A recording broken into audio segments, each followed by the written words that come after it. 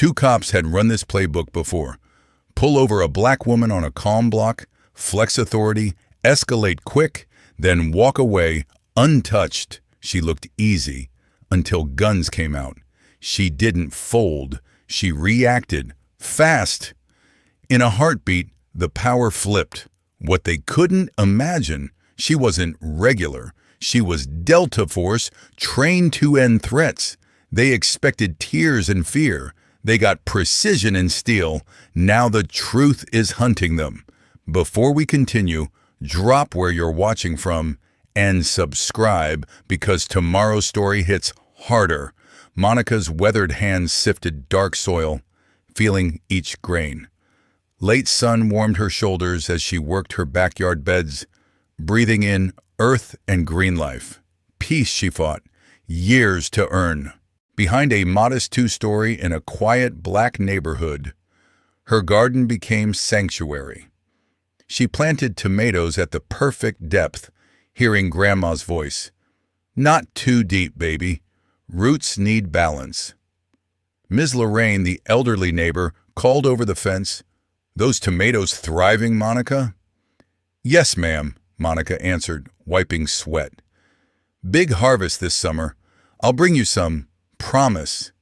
"Bless you, child," Lorraine said, softer now. "Seeing you out here reminds me of old days, victory gardens, folks sharing." Monica nodded, understanding the ache behind the nostalgia. She checked cucumber vines climbing their trellis, guiding tender stems. Hands once built for lethal work now coaxed growth. The irony sat heavy. Same fingers that ended lives now protected them. A breeze rattled oak leaves above her.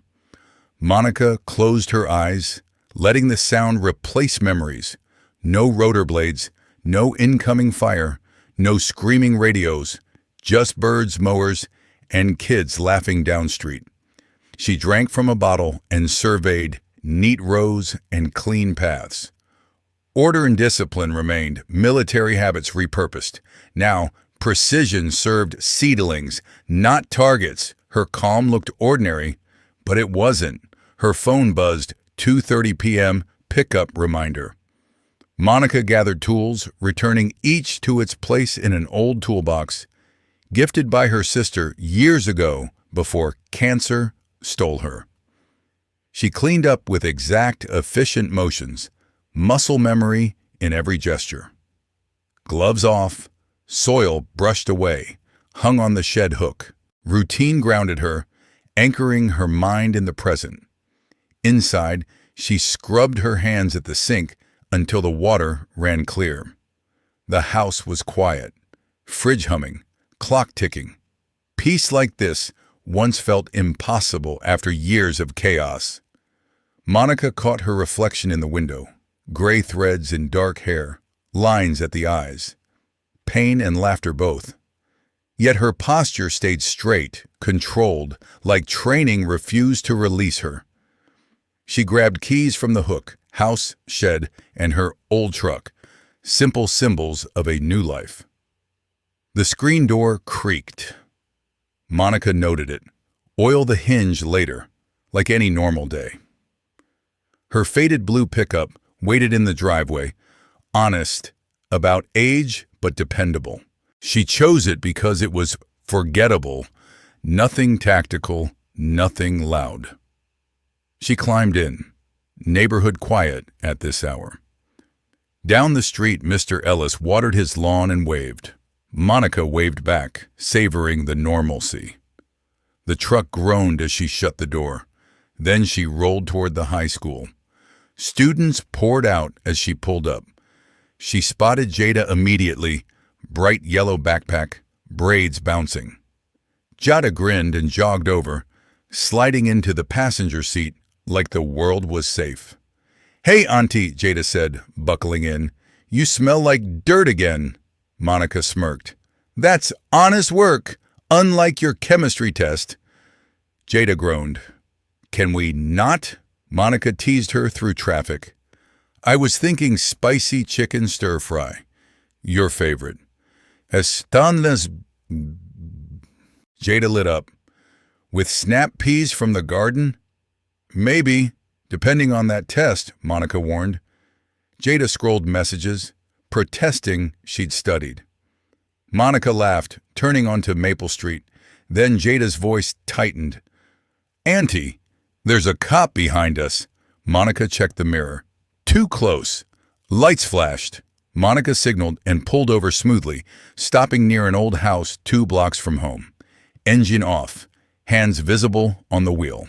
Calm face, heart speeding beneath it. 2 officers approached, 1 on each side. Driver's side cop, older white man, hard-eyed swagger. His badge read SGT, Travis Harlan. He tapped the window with a flashlight, impatient.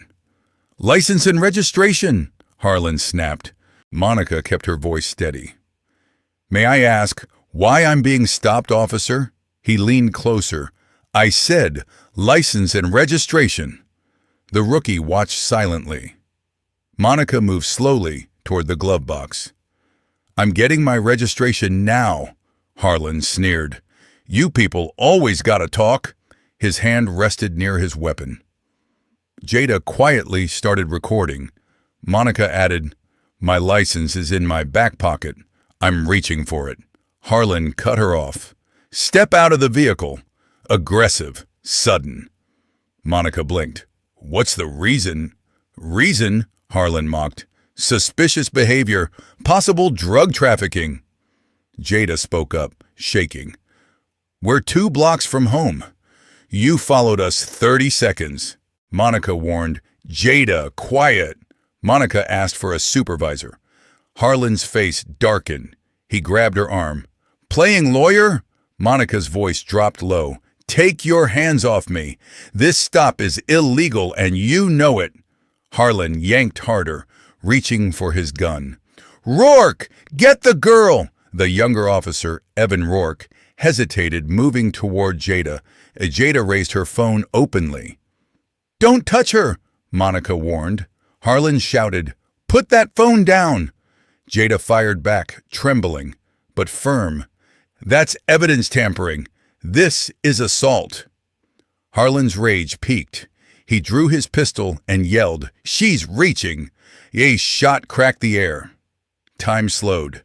Monica moved on instinct, years of training snapping into place.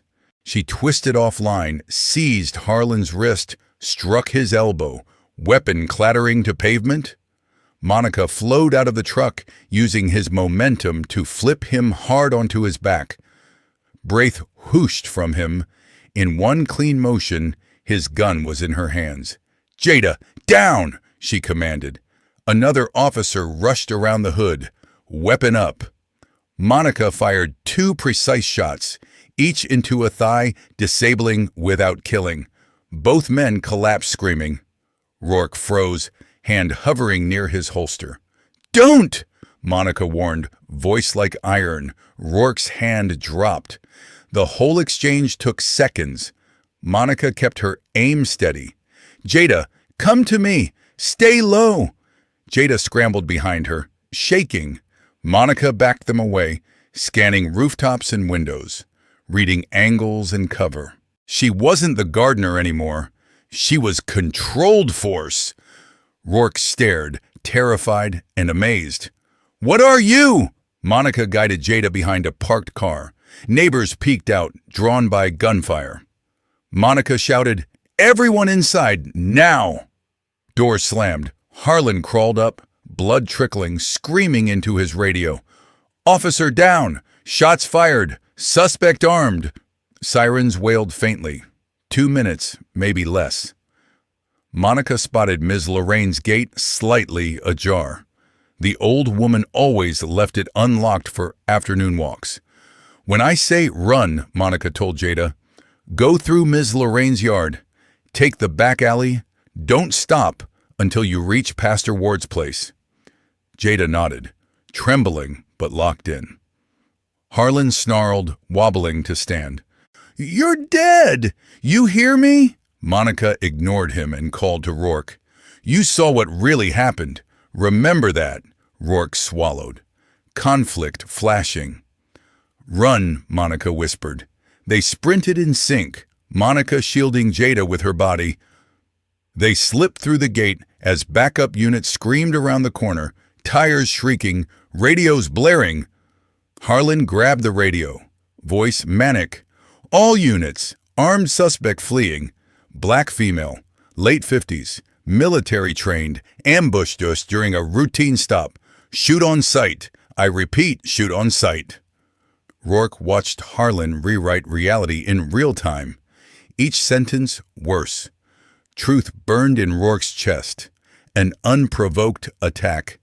A woman defending her niece. But speaking up could end him. Career, life. More units arrived. Rifles, tactical gear, faces set. Harlan barked orders, pointing down alleys. Find her! Check every yard, every shed! He spit the word terrorist like it thrilled him. Rourke stayed rooted, haunted by Monica's eyes. Clear, fearless, controlled. He looked at the wounded officers being loaded into ambulances. The shots were painful, brutal, yet expertly placed to spare arteries. She could have ended them. She didn't. That restraint didn't fit the story Harlan was selling. Harlan snapped at Rourke, dragging him into the hunt. Rourke touched his body cam, wondering what it held and cost. Monica and Jada huddled in Pastor Lennox Ward's church basement. Sirens muffled above. Jada shook on an old couch, phone still in hand. Monica stood at a small window, scanning for movement. Pastor Ward came down with tea. They're going door to door, he whispered. But church sanctuary still matters, somewhat. Monica accepted a cup but didn't drink. Her posture stayed rigid, ready. Jada stared at her aunt like she'd met a stranger. The quiet gardener had become something else. Dangerous, precise. "Who are you?" Jada asked, barely audible. Monica's shoulders sagged with old secrets. "I'm still your aunt," Monica said softly. "That part doesn't change." Jada shook her head. "That wasn't normal self-defense. That was special operations." Pastor Ward nodded. "Truth time, Monica." Monica pulled up a chair.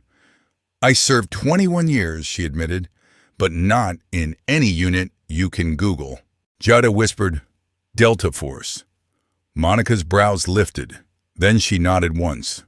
"You moved like elite," Jada said. "You shot to disable." Monica gave a ghost smile. "You've always been too sharp." Jada showed her phone. Redacted files, cracked encryption, one word visible, Wraith. "Your call sign?" Jada asked. Monica's face hardened.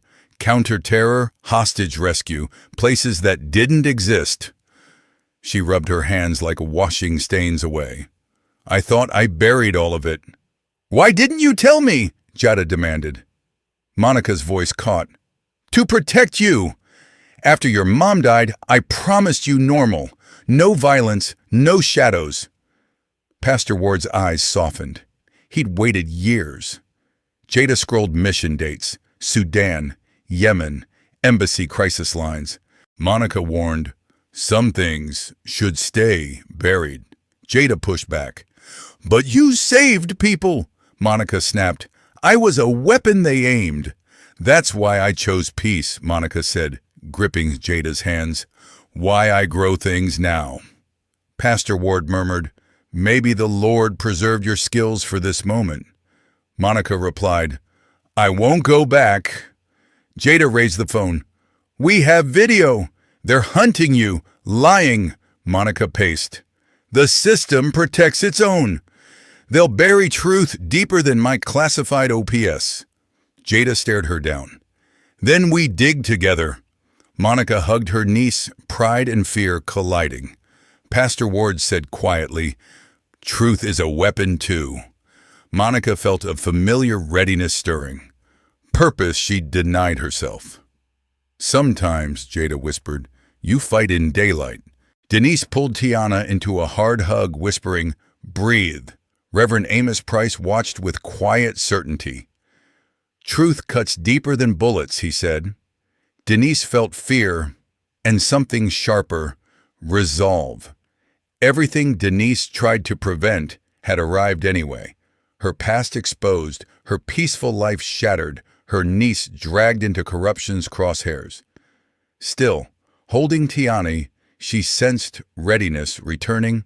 Purpose waking, Sergeant Blake Harlow sat at his tactical desk, leg wrapped where Denise shot him.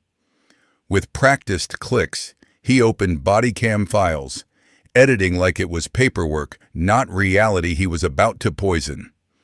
"Just a few trims," Harlow muttered, sliding frames, cutting context, rearranging sequence.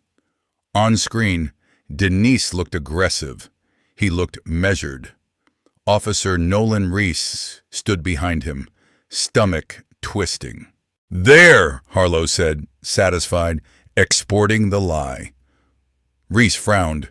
"Sir, that's exactly," Harlow snapped. "Sometimes cameras miss things. We help them tell the right story." He leaned back, eyes cold. "The story that protects Blue." Reese swallowed, nodding while his conscience screamed. Harlow sent the edited clip straight to public affairs like it was routine. Within hours, every local channel looped the doctored footage. Headlines screamed, "Former soldier attacks police in routine stop."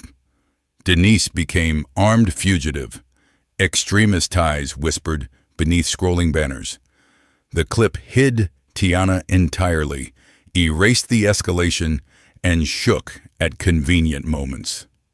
Captain Elaine Whitaker entered the break room, grim. "FBI counterterror is stepping in. They're sending a team." Harlow smiled tight. "Good. She fits the profile.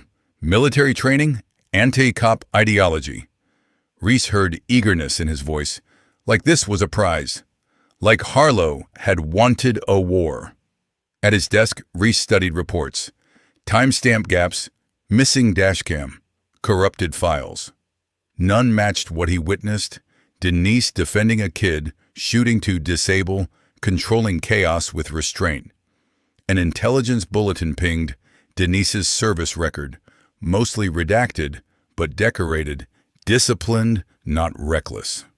Across the precinct, phones rang nonstop as tips poured in, feeding the machine. SWAT geared up. K-9 units prowled, helicopter support requested. The department shifted into full-scale hunt mode, aimed at one woman. Harlow barked orders, energized despite his bandaged leg. Reese overheard strange fragments, clearance, redevelopment, property routes. Unmarked vehicles arrived with men in tactical gear and no insignia, moving through back halls like ghosts. They vanished into closed-door meetings with Harlow and senior brass. In Reverend Price's basement, he returned, face tight. "They're mobilizing everything, local, federal, surveillance, treating it like counter-terror." Denise stood rigid by the small window. "They're not just coming for me," she said. "They're using me," Price nodded. "This goes beyond a bad stop. They're bringing enough firepower for a small army." Tiana clutched her encrypted phone. "They'll bury truth under lies," Denise corrected, voice low. "No, they're trying to bury me." Outside, unmarked vehicles crawled the neighborhood like predators. Pre-dawn darkness cloaked the block. Denise sat, dressed and ready, watching through a curtain crack. Tiana dozed fitfully, bags packed. Denise heard it first. Tires rolling slow, boots whispering on grass, metallic clicks, weapons readied. Denise shook Tiana gently. "Move time." The girl was instantly awake. Through a compact thermal scope, Denise counted at least 20 figures tightening a perimeter. SWAT stacked at doors. Armored units blocked both ends. Radios hissed, "Execute on my mark." Denise guided Tiana toward their practiced exit, quiet steps, Controlled breathing, no wasted motion. She'd prepped for this, loosened a specific floorboard, killed a silent alarm, mapped blind spots in camera coverage. Then the front door detonated inward, flashbangs popping like thunder. Officers flooded rooms, lasers slicing smoke. Clear! Moving upstairs. But Denise and Tiana slipped through a narrow gap between houses, using dense shrubs as cover, moving like shadows.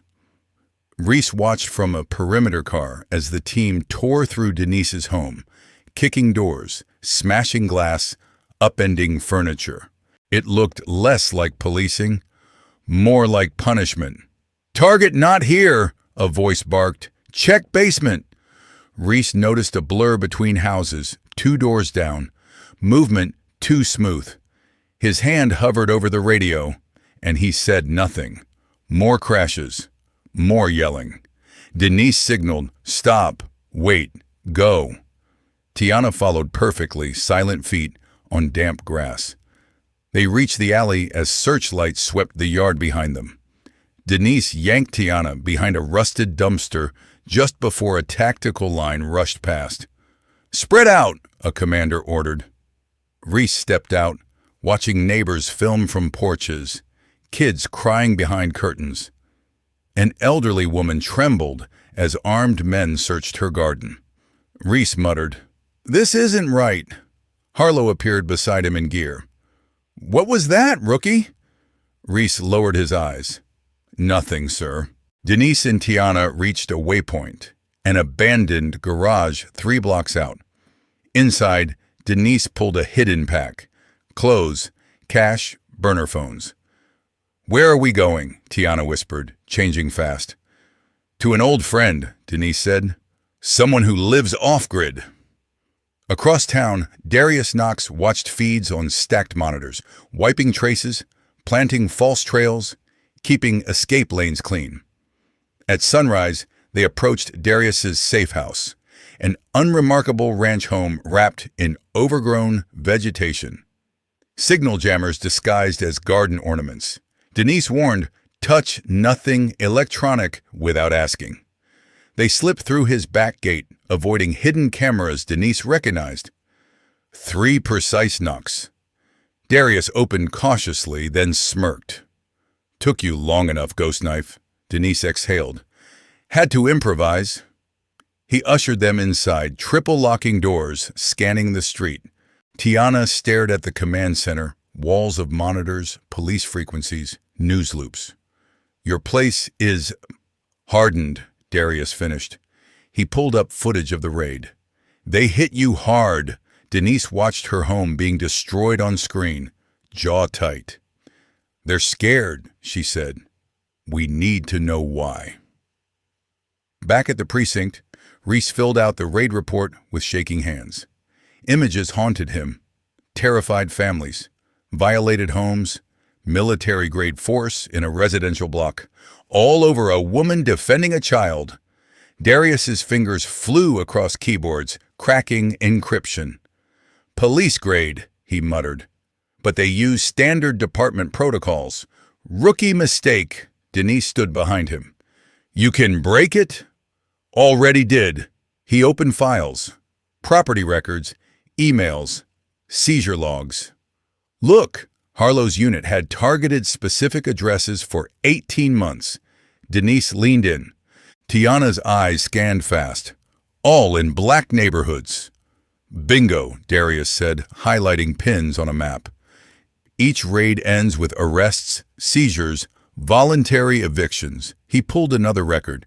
"Then shell companies buy the properties within weeks." Denise's jaw clenched. "Developers," Darius corrected. "Fronts, paper companies." He traced ownership to Skyline Meridian Development Group. They flip homes for millions after residents get forced out. Tiana opened her laptop. "I'm building folders, case by case, so it's undeniable." Darius nodded. "Screenshots, timestamps, chain of custody. Make it courtroom clean." Denise studied the map. "They're clearing blocks." Darius opened another file. "And here, offshore deposits, cash payments for services rendered. Tiana's eyes widened. Body cam corruption everywhere, always at the worst moments, same pattern as us. Across town, Reese sat in his car on lunch, reviewing his own hidden evidence, recorded conversations, photos of doctored reports, notes from officers who'd seen wrongdoing but stayed quiet. He added a new clip, Harlow bragging about cleaning up while counting an envelope of cash. Back at Darius's, Tiana organized evidence into clear sequences, building a story the public could follow. Even if they cut us off, Tiana said, the files will live in redundant storage. Darius frowned. They'll call it fake, hacked. Denise nodded. That's why we need live witnesses, real faces, real voices. Tiana pulled up the city website. Council meeting next Thursday, broadcast live, streamed everywhere. Darius checked details. Perfect. The mayor's pushing redevelopment. All the power players will be there. Denise's eyes narrowed. Harlow always runs security. Darius warned, they'll try to kill the stream, cut power, jam signals. Tiana held up flash drives. Backups for every outlet, plus mirrored livestream links. Denise watched her niece work, pride mixing with dread. You know this is dangerous. Tiana met her gaze. Staying quiet is worse. They're erasing our community. Somebody has to stand up. A security alert chirped. Reese's patrol car passed the safe house again. Darius switched to exterior cameras. We've got company. Tiana squinted. That's the quiet officer from the stop. Denise studied Reese's posture on screen. Hesitation, conflict, watching instead of hunting. He's investigating, she said. Darius nodded. Could be leverage. Tiana pulled Reese's file. Clean record. Not rotten yet. Maybe he remembers why he became a cop, Denise murmured. They refined the plan. Redundant power, secure comms, exit routes. Tiana polished the presentation until every link matched every timestamp. Council starts at 7 p.m. Thursday, Tiana confirmed, marking a secure calendar. Public comment after the mayor's pitch. Darius grinned. They'll be trapped under their own spotlight. 1 week later, Reese parked in an empty church lot, far from streetlights. Hands tight on the wheel, he watched Tiana approach. Cautious, phone ready. I came alone, he said. No wires. Tiana kept distance. Why should I trust you? Reese's voice cracked. I can't sleep. I see your aunt's face when Harlow pulled the trigger. For no reason, Tiana's anger flashed. You did nothing. I know, Reese whispered. That's why I'm here now. He lifted his phone. I've been gathering evidence, recordings, photos, deleted logs. I want to testify. Denise emerged silently from darkness. Reese jolted. Easy, Denise said, steady. Prove it. Reese played a video, Harlow's voice clear. They don't deserve these homes. We're cleaning up and getting paid. Tiana's eyes sharpened. That's real. I have more, Reese said. Body cam clips, bank trails, names of officers involved. Denise stayed cold. Why now? Reese met her stare. Because this isn't what I signed up for, terrorizing people for profit. Tiana glanced at Denise. We need his testimony. Denise warned, it's dangerous for all of us. Reese nodded. I understand. But families are getting destroyed. Somebody has to speak. Back at Darius's, they reviewed everything. Darius ran authenticity checks. Clean metadata, genuine files. Denise questioned Reese about the stop. Harlow picked you on purpose, Reese admitted, to send a message. I froze, Reese said, shame thick. Then I watched a woman protect her niece while my partner tried to murder her. Denise's expression softened a fraction. Standing up late is still standing up. Reese squared his shoulders. I'll speak during public comment. Badge on the table, evidence on record. They can't shut me down without exposing themselves. Denise nodded once. Then we do it. Together. We'll run multiple cameras, Tiana said. If they cut one stream, 3 more stay live. Denise studied council blueprints. You'll need cover. Harlow's tactical crew will be there. Reese nodded. I've got other officers, good cops sick of the rot. Plain clothes, eyes everywhere. Tiana finished the final cut. All proof, all testimony, all truth. Ready. Across town, in a dim bar, one of Harlow's informants slid onto a stool. Boss, we got trouble. The rookies flipped. Harlow's face hardened as the details poured out. The council meeting, Harlow growled. They're exposing everything. The informant swallowed. The girls coordinating. Some tech genius. Videos, documents, witnesses, locked and loaded for Thursday. Harlow drained his whiskey. Reese, internal affairs will crush him. His eyes turned ice cold. But the girl, she's the engine. Find her before Thursday. Stop her. Permanently. Outside City Hall, a protest swelled, chants against brutality and corruption. Tiana worked the steps like a conductor, coordinating live stream angles with young activists, making sure every lens stayed rolling. Her fingers flew over her phone. Testing feed 3. Confirm position. Reese watched from across the plaza. Civilian clothes, scanning faces, spotting Harlow's men blended in hoodies and caps. Something felt off, too organized, too quiet under the noise. Then a flashbang popped near the back. Screams erupted. Smoke billowed. Leaders shouted, "Stay calm! Link arms! Don't run!" More blasts. Reese spotted a pattern. Harlow's crew moving with purpose, not panic. "Tiana!" he shouted, forcing through bodies. She heard him. Too late. Hands seized her arms. 2 hooded men dragged her hard toward a waiting van. Her phone hit the pavement. "Help!" she screamed, kicking and twisting. Reese sprinted, flashing his badge. "Police! Let her go!" 3 officers from Harlow's unit blocked him. One gripped his arm, another yanked the badge away. "Stand down, rookie," the biggest snarled. "This is crowd control, not your business." "Kidnapping," Reese fought their hold. "Interfering with police work," one hissed. Tiana's screams muffled as they shoved her into the van. It peeled away, windows blacked out, smoke thinned. Protesters regrouped, helping the injured. News crews captured chaos, conveniently missing Tiana's abduction. Reese's phone buzzed unknown. Smart cops know when to shut up. Denise's burner lit with a video message. She pressed play, hands trembling. Tiana sat zip-tied to a metal chair in a concrete room, tears on her face, defiance in her eyes. Harlow's voice came from off-camera. "Brave kid. I'll give her that." The lens panned to Tiana's laptop, and phone spread on a table. "Smart too, just not smart enough." Harlow stepped into frame, palm resting on Tiana's shoulder. She flinched but held her stare. "Here's the deal," he said. "Old Riverside warehouse. Alone. No weapons, no backup."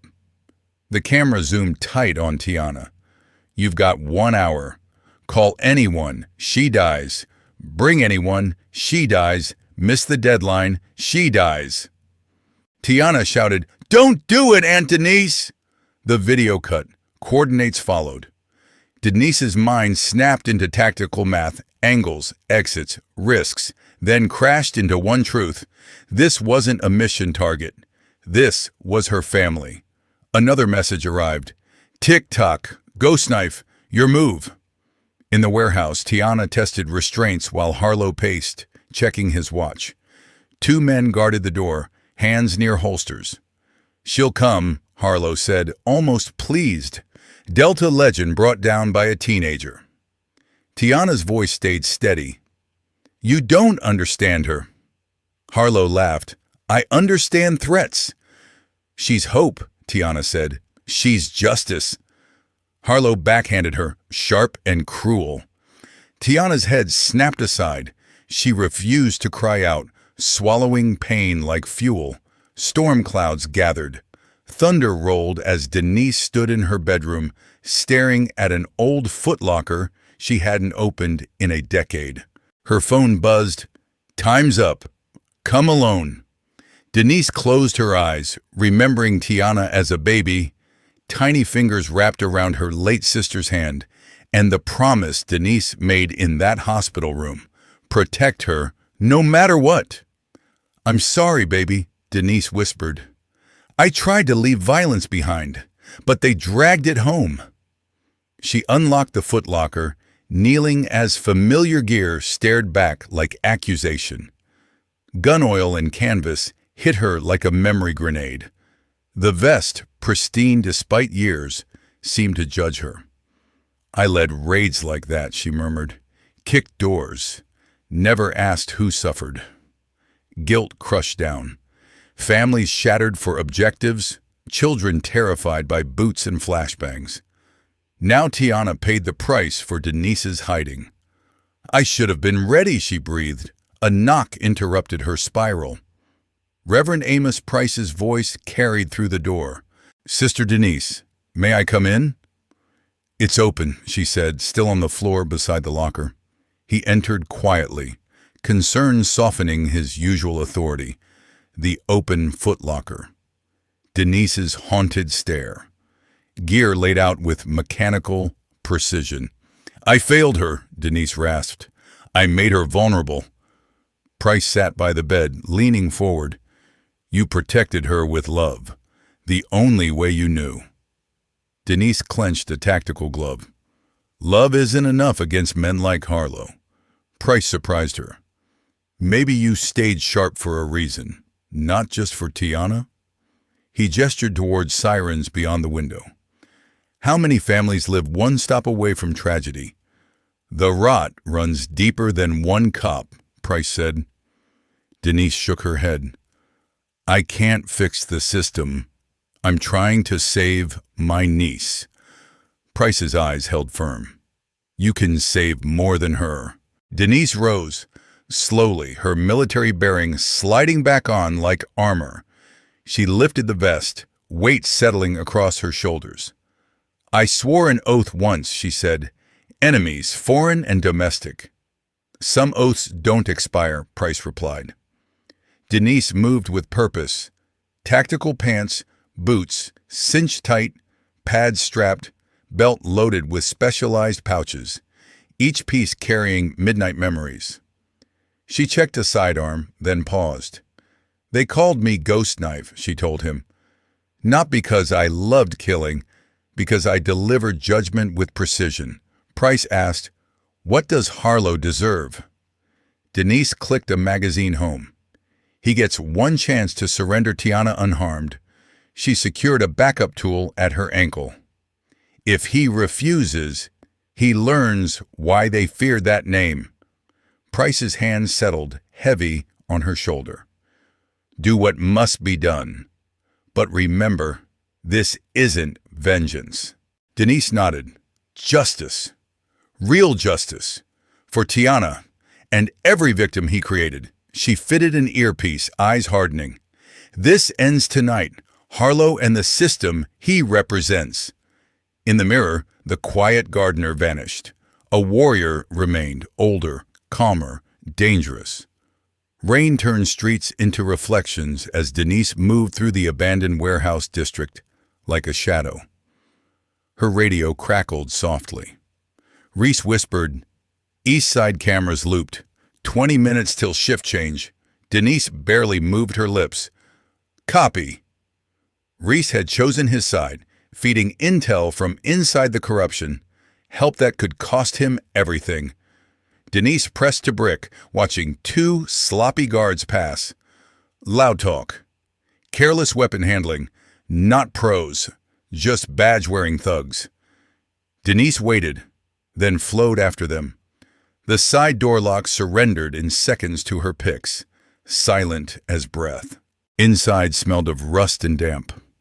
Catwalks crisscrossed overhead. Old machines cast jagged shadows under emergency lighting. Reese updated. 3 hostels ground floor, 2 upstairs. Tiana's in foreman office. Denise lifted a tranquilizer tool. No killing unless forced. The first guard never saw her. One hand sealed his mouth. A dart found his neck. She lowered him gently to the concrete. The second guard faced away, scrolling his phone. Amateur. A dart hit shoulder. He slumped against a beam, eyes rolling. Reese whispered, "B7 camera clear, but hurry, they're getting jumpy." Denise climbed metal stairs, fluid and precise, checking corners, reading shadows, controlling breathing. The third guard dropped quietly. A voice echoed above. "Johnson, you see anything down there?" Denise flattened against the wall, breath invisible. Footsteps neared the railing. The guard leaned over, squinting. "Johnson?" Denise's hand shot up, gripping his vest, yanking him over the edge. They fell. Denise twisted midair, letting him take impact. A strike to his temple finished it. Reese warned, "Last guard suspicious. Heading your way." Denise melted beneath the stairwell. The final guard descended, weapon drawn, checking angles like he'd trained. Still, Denise trained higher. As he passed, she locked a perfect choke, riding his struggle until unconsciousness claimed him. "Guards down," Denise whispered. Reese hesitated. Harlow's still with Tiana, on the phone, nervous. Denise moved faster now. The foreman office glowed at the end of the catwalk. Through grimy glass, she saw 2 figures, one seated, small, restrained, one pacing, armed. Denise finally saw Tiana, bruised cheek, eyes sharp, tracking Harlow with cold defiance. Pride surged. Harlow barked into his phone. "This is too hot. I want extraction now. I don't care." He turned toward the window.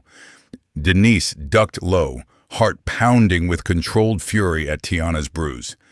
Every instinct screamed to breach and end him. Delta discipline held her back. Emotion ruins precision. Denise slowed her breathing, sharpening into ice. Reese's voice came urgent. "Vehicles approaching, backup incoming!"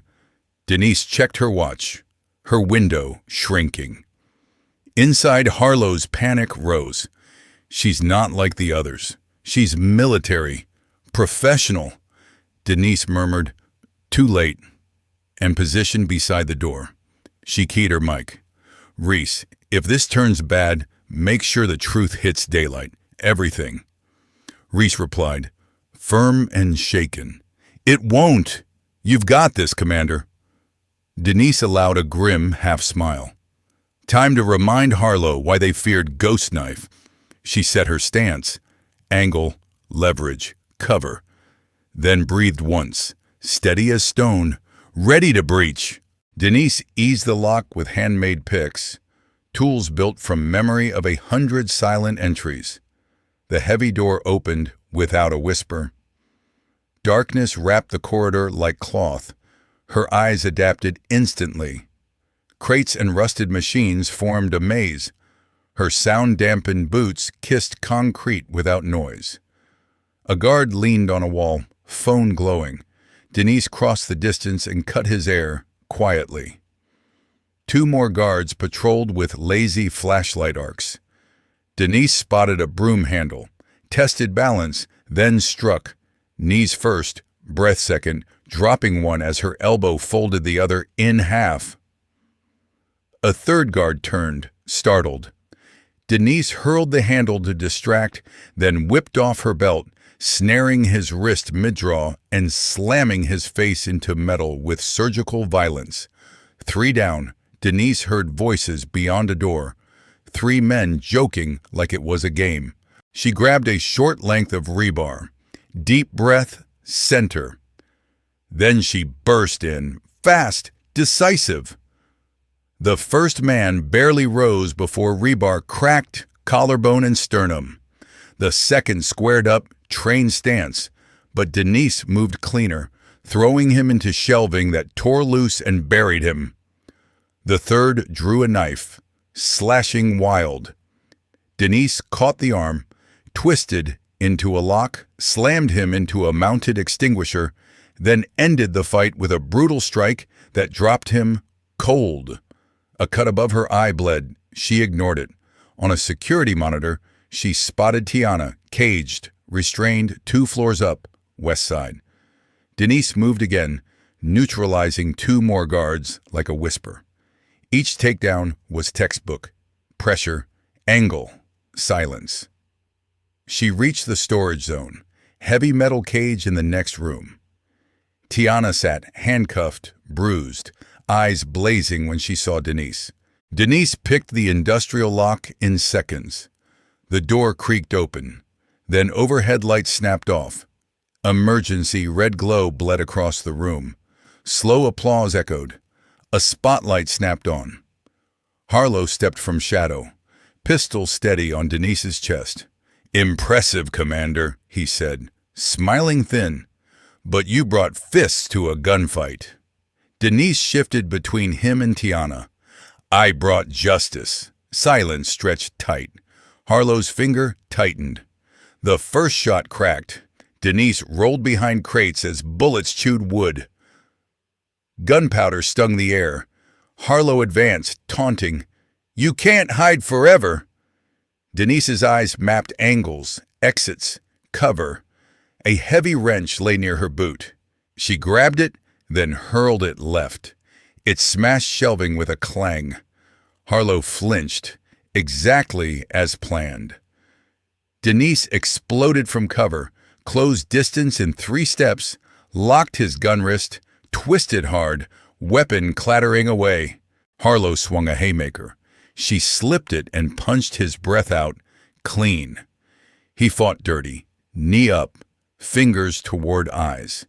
Denise blocked, but he pulled a crackling stun baton, humming like a threat. He swung vicious arcs, forcing her back from Tiana's cage. Harlow jabbed the baton into her ribs. Electric shock ripped through her body. Denise's muscles spasmed. She refused to let go. She turned pain into momentum, driving him into a tight hallway. In the confined space, she used architecture, planted a foot on the wall, and launched a sharp kick that cracked his jaw. Harlow staggered, spitting blood, rage flooding his eyes. The fight spilled into the main bay. Denise read his stance, favoring his left leg. She swept the knee with clinical precision. Cartilage popped. Harlow roared, collapsing, still clawing for control. Near the control room, he landed a lucky strike. Denise slammed into pipes, pain flashing across her back. Harlow surged, hands around her throat, squeezing. "Not so tough now," he hissed. Denise's vision narrowed. Her fingers found a loose cord. She ripped it free, looped it around his neck, and pulled, steady, relentless. Harlow's grip loosened as he clawed at the cord.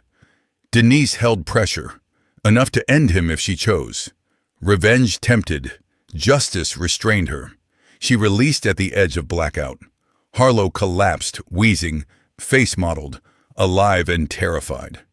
Denise dragged him back toward Tiana. Tiana had worked her restraints loose, hands moving fast on a phone. "You okay?" Denise asked, checking her bruised cheek. "Better than him," Tiana said, grim. Tiana raised Denise's phone, showing a live body cam feed they'd rigged earlier. "We're live. 3, 2, 1. Harlow smirked weakly. "Doesn't matter. The system protects its own." Denise pointed to a blinking red indicator at her collar. "Look again." Tiana added, "Every major outlet, every platform, right now." Harlow's blood drained as he realized the world was watching. Denise leaned close, voice quiet and lethal. "Now you confess. every bribe, every raid, every family you broke. Harlow's eyes darted like a trapped animal, then his bravado cracked. 2 weeks later, Reverend Price's church basement buzzed. Neighbors packed into folding chairs. Darius Knox stood at a makeshift podium, teaching digital safety like survival training. Your phone is weapon and shield. Tiana sat front row, adding practical tips: encryption, backups, secure sharing. Her bruises had faded. Her determination hadn't. Denise watched from the back, choosing quiet support over spotlight. Denise had turned down private security offers and a reinstatement request from a reform department. Her garden still needed her. Her community needed her more. Darius clicked to slides on civilian oversight. Knowledge is power, only if we share it, he said. Reverend Price moved through the crowd with coffee and steady encouragement. The church became a community center, legal clinics, self-defense, rights workshops. Reese slipped in wearing civilian clothes, still uneasy without a badge. After testifying, he'd been fired, but the neighborhood embraced him. Now he taught people how to survive traffic stops with dignity. Reese sat beside Denise. Still feels strange being on this side.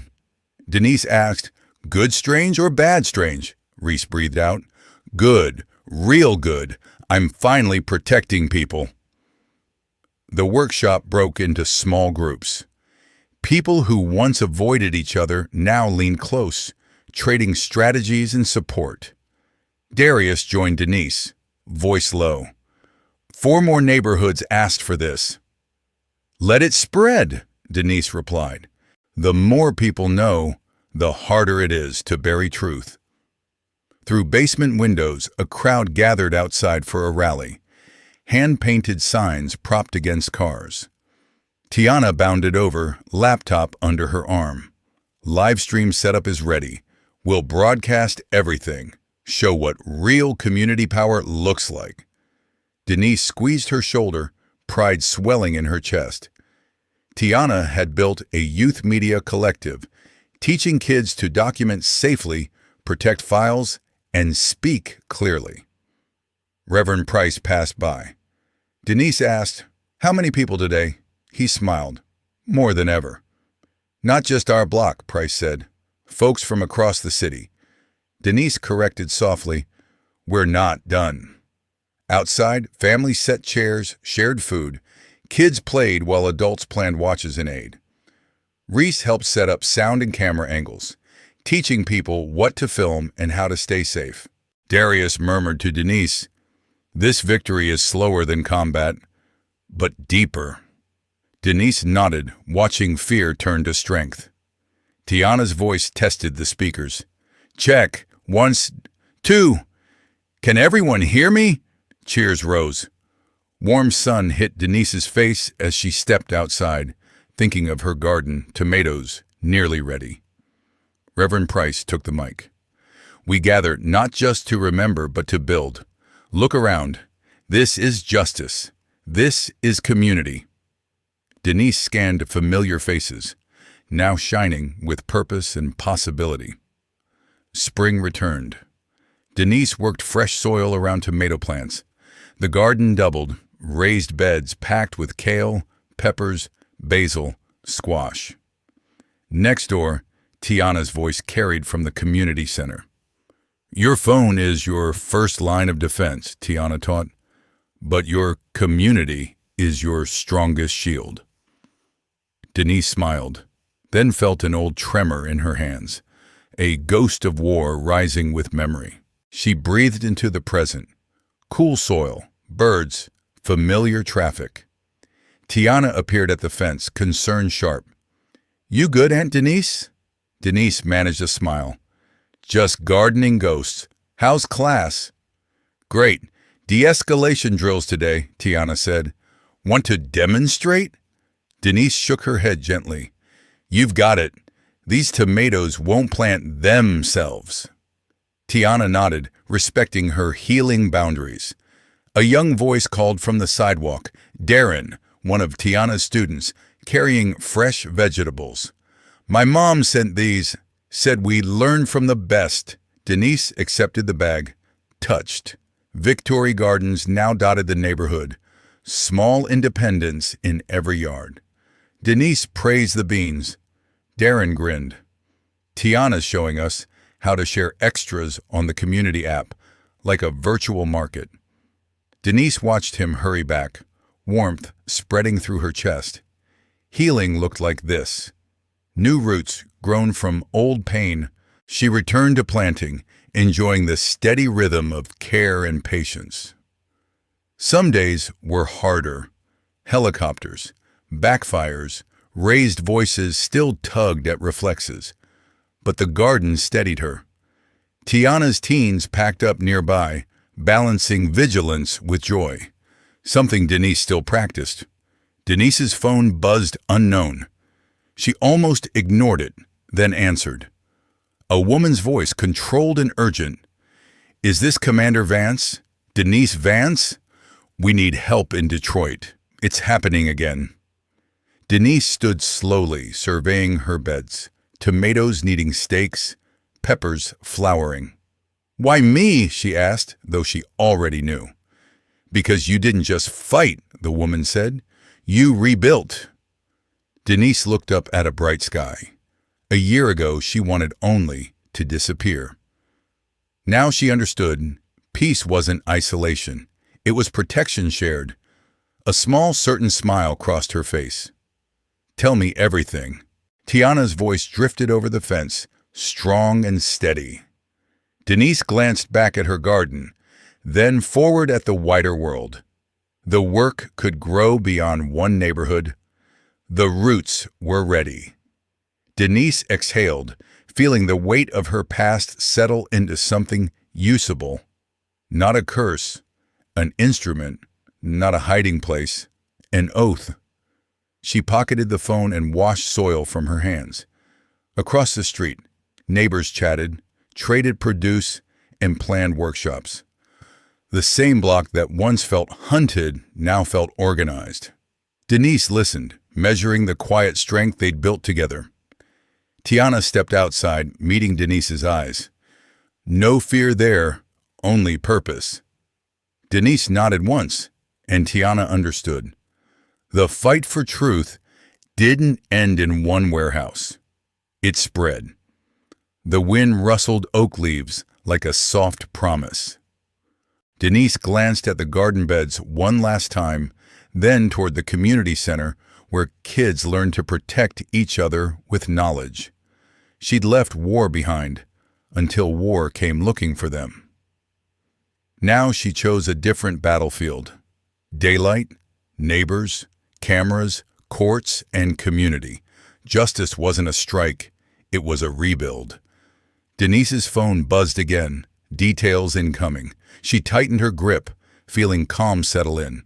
The old name still lived in her bones, but it served a new mission now. Tiana called out, Aunt Denise, whatever it is, we'll handle it smart. Denise smiled. Always smart, she said. Always together. Then she stepped forward, ready to help others grow strength. The neighborhood continued behind her. Voices, gardens, plans. Proof that truth can't stay buried when people choose to dig together, plant together, and stand together in the open. Denise looked once more at the tomatoes, nearly ripe, and felt the symbolism land. Growth takes time. Justice does too. But once roots take hold, they're harder to tear out than any lie. She lifted her chin, hearing distant laughter and nearby determination. The story wasn't ending, just widening. Denise Vance, gardener and former Delta operator, chose the next step with clear eyes. If this story moved you, share it and subscribe so you don't miss what's next. I've picked 2 more stories for you. Stay safe, stay sharp, and keep planting truth. Calm is not weakness. It's a lifetime of discipline. Meine tattoos han als mij het deed If you're 65 or older, you've lived long enough to know the difference between noise and truth. You've watched America go through seasons: war and peace, hope and heartbreak, progress and backlash. And you've learned one hard reality: the people who survive the longest storms aren't always the loudest. They're the ones who can stay steady when everything is trying to shake them. That's what hits so hard about Denise Vance. This woman, who looked like any other neighbor tending a garden in a quiet black community. Tomatoes planted at the right depth, cucumber vines guided gently up a trellis, a friendly wave to the man watering his lawn, a promise to bring the elderly neighbor a few ripe tomatoes come summer. From the outside, it was ordinary, like the kind of peace so many older folks work decades to earn. But peace doesn't erase what a life has carved into you. It refines it. Denise didn't garden because she was fragile. She gardened because she was tired of chaos, tired of noise, tired of being used as a tool. She had chosen the slow work of growing things over the fast work of ending threats. And if you've ever tried to rebuild your life after grief, after burying a spouse, a sibling, a dream, you know exactly what that kind of peace costs. Then came the stop. The lights flashing behind her were not just police lights. They were a signal, an old American signal, that some people are allowed to be suspicious just for driving home. Denise did what older generations taught their children to do. Pulled over calmly, engine off, hands visible, voice respectful. She asked the question that any citizen has a right to ask: why am I being stopped?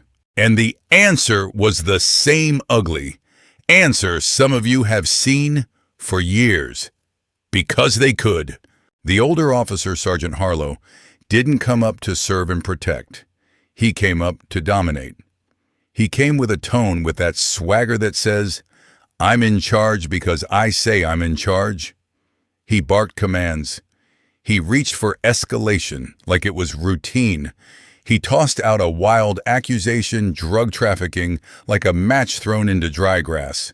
Denise's niece, Tiana, did what this younger generation has learned to do. She recorded. And that's when the situation got dangerous. Because corrupt people fear receipts more than they fear guns.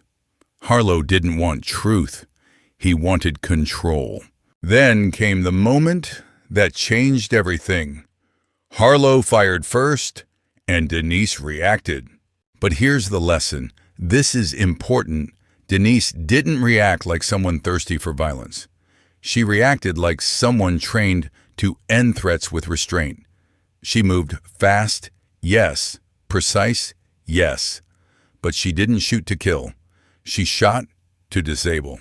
She protected her niece. She shouted for neighbors to get inside. She thought in angles and cover and timing, even as fear tried to flood her system. That's what discipline looks like in real life. It isn't rage. It isn't recklessness. It's the ability to act without losing your soul. Older viewers understand this better than anyone. You've seen what happens when fear runs the show. Families broken, communities torn apart, young men buried too early, old wounds reopened. You've also seen what happens when a person holds the line. Denise didn't snap. She executed the hardest kind of strength, controlled force, with conscience intact. And that is the first lesson.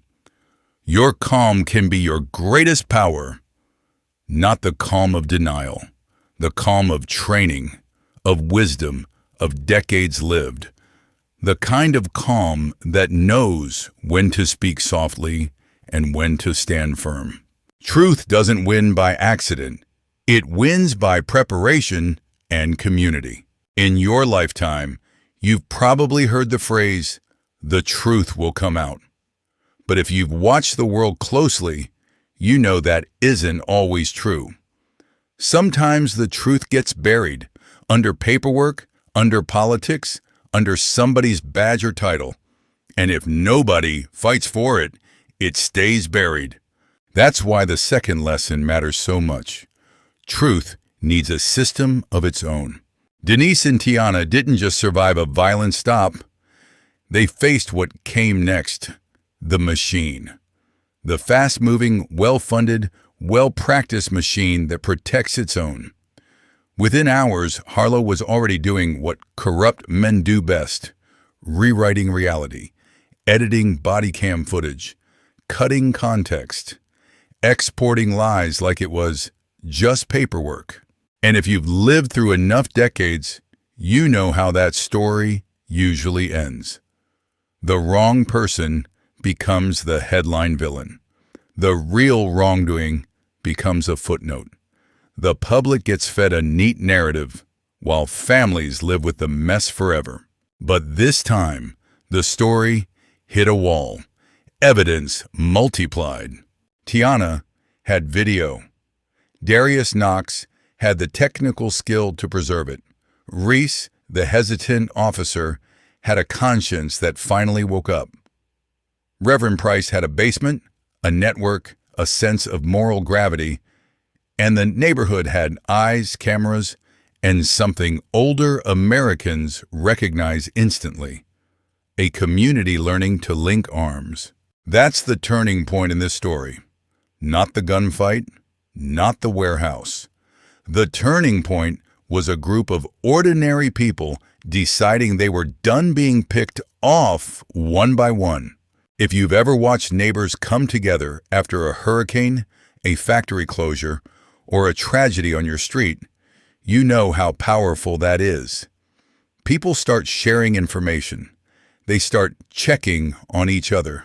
They stop whispering behind curtains and start organizing in daylight.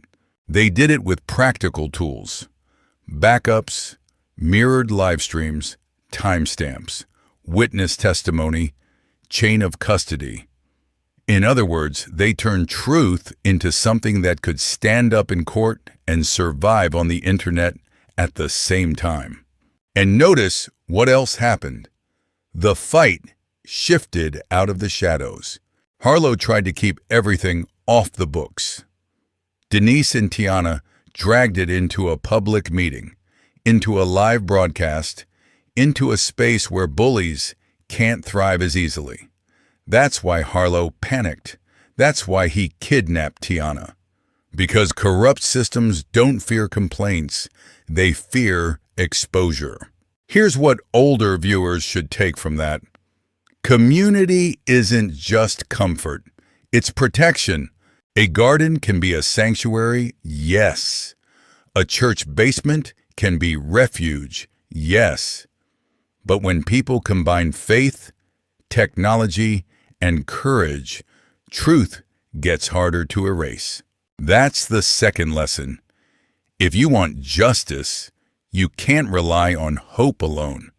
You build receipts, you build allies, you build redundancy, and you do it before the machine comes for you, not after.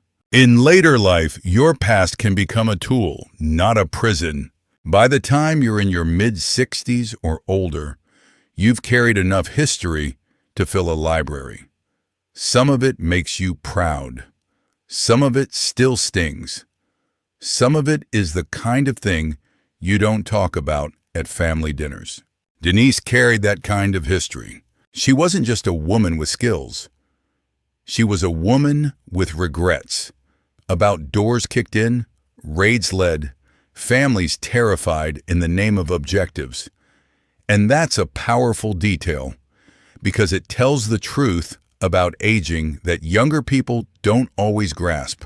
You don't just get older, you get more aware. You look back and see the faces you missed, the harm you didn't measure at the time, the way systems can turn good intentions into cruelty. So when Denise opens that old footlocker, It isn't a superhero moment.